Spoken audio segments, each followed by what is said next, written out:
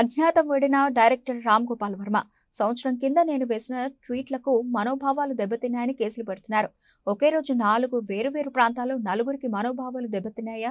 నేను ఎవరిపై ట్వీట్లు వేశానో వారి మనోభావాలు దెబ్బతినకుండా వేరే ఎవరికో మనోభావాలు దెబ్బ ఎలా తింటాయి? దీనికి కేసులు ఎలా వర్తిస్తాయి? Ram Gopal Varma extremely sorry to disappoint అంటే నేను ఉనికిపోతున్నాను మంచం కింద కూర్చొని ఏడుస్తున్నాను అని అందరూ వాటెవర్ ద మీడియా స్పెక్యులేటింగ్ అందరికీ చిన్న డిసప్పాయింట్మెంట్గా ఉండొచ్చు వీడియో. ఇక్కడ పాయింట్ ఏంటంటే I just want explain the whole concept.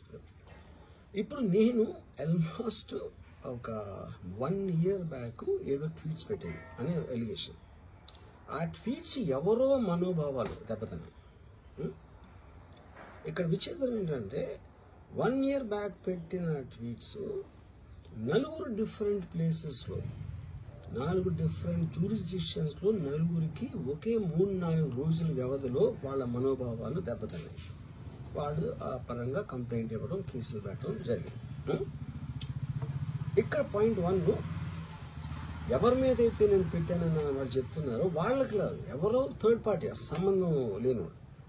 ఆ కాంటెక్స్ట్లో అసలు ఈ కేసు ఎలాగా, ఈ సెక్షన్స్ ఎలా వర్తిస్తాయి అనేది అప్పుడు ఆబ్వియస్గా నాకు వచ్చే అనుమానం కానీ, నాకు కానీ నా మనుషులు కానీ, ఇది ఒక పర్సిక్యూషన్ చేయడానికి ఒక పద్ధతి ప్రకారం ఉన్న ఎలోబుల్ లాస్ని వాడుతున్నారా, లేకపోతే ఇప్పుడు వరల్డ్ ఓవర్ ఒక ఫినామినా ఏం జరుగుతుందంటే పొలిటికల్ పార్టీస్ వాళ్ళు they are weaponising the systems of the police. అది అమెరికాలో జరుగుతుంది, యూరోప్లో జరుగుతుంది, ఇక్కడ కూడా జరుగుతుంది. అప్పుడు నేను ఏ ఒక్క వ్యక్తిని, ఒక పోలీస్ ఆఫీసర్ని కానీ, ఒక పొలిటికల్ పర్సన్ కానీ నేను బ్లేమ్ చేయట్లా. I think it happens in certain ఒక ఏమంటారు దాన్ని, ఒక వే. అది అందరూ కూడా ఎంతో కొంత అది చేయటానికి టెంప్టేషన్ ఉండొచ్చు.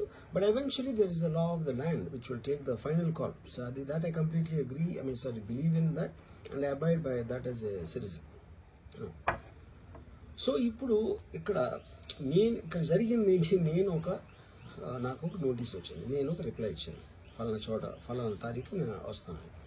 అప్పటికి నాకు జరుగుతున్న పని ఒక ఆన్గోయింగ్ స్కెడ్యూల్ ఉంది కాబట్టి, నాకు ఫిల్మ్ వర్క్ ఉంది కాబట్టి అవ్వలేదు. అండ్ ఇట్ ఈస్ వేరే ప్రొడ్యూసర్ చేస్తాను, ఆ ప్రొడ్యూసర్కి నష్టం వస్తుంది కాబట్టి నేను మళ్ళీ టైం అడిగాను. ఇదేంటి కేసు, ఇదేం అర్జెంట్ కేసు అంటే 1 year తర్వాత ట్వీట్ చూసిన అతనికి 1 weekలో అన్ని అయిపోవాలనేది ఏమన్నా మీనింగ్ ఉంటుంది అసలు దానికి? So which basically means it is being done for purposes other than the urgency of the case. ఇది అర్జెన్సీ ఆఫ్ ద కేసు అంటే మీరు మర్డర్లు గేటర్లు ఇన్ని జరిగి సంవత్సరాలు తీసుకుని